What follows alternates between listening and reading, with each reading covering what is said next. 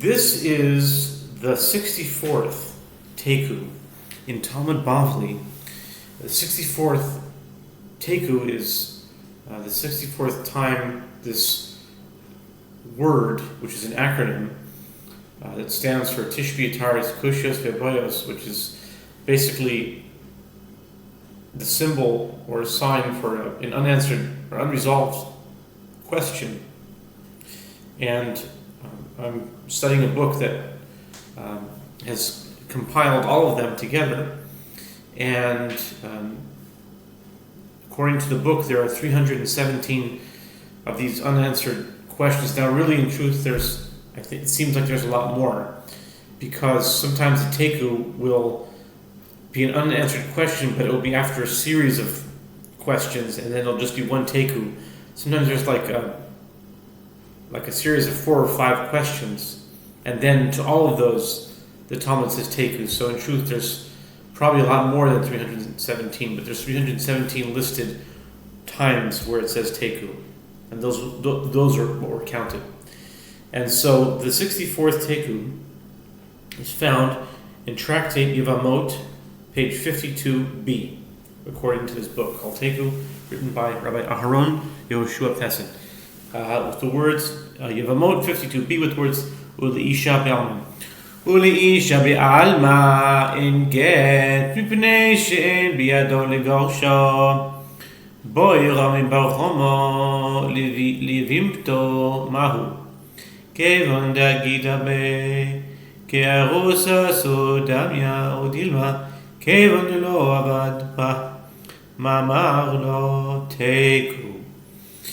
If he wrote a bill of divorce for a regular woman who has no connection to him, even if he later married her, it is not a valid bill of divorce. I'm not sure what that means. If you wrote a bill of divorce for a regular woman, okay, let's continue on, maybe we'll fill this in.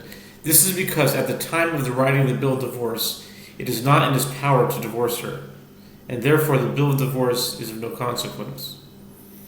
All this is evident, but in light of the above halachot, Rami Bar Chama inquires, if he wrote a bill of divorce for his Yevamot.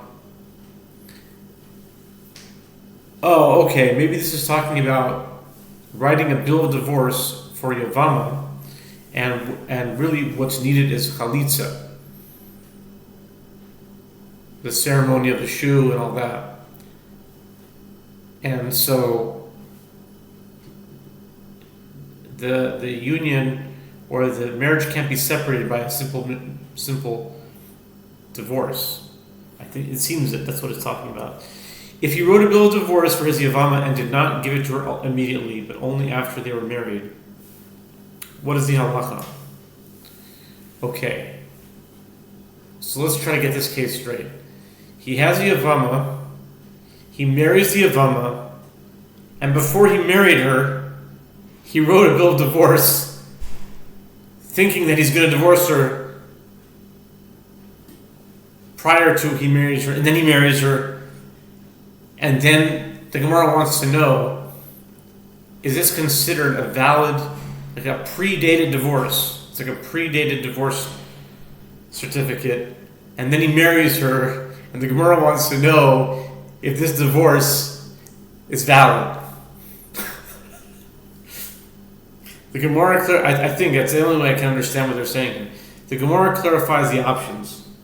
On the one hand, since she is tied to him, she is considered like his betrothed, or perhaps, since he has not yet performed levirate marriage betrothal with her, she is not even considered the equivalent of his betrothed, and the bill of divorce is not effective. The Gemara does not have a resolution for this and states that the question shall stand unresolved until the coming of Messiah, the son of David, and Elijah the prophet, to announce his coming. But I need to voice my own personal takeaway here. Why is it that Elijah answers the questions? Why is it not that the Messiah asks the question? That's Taiku number 318. Why is it that Elijah, Eliyahu answers it, and not the Messiah himself?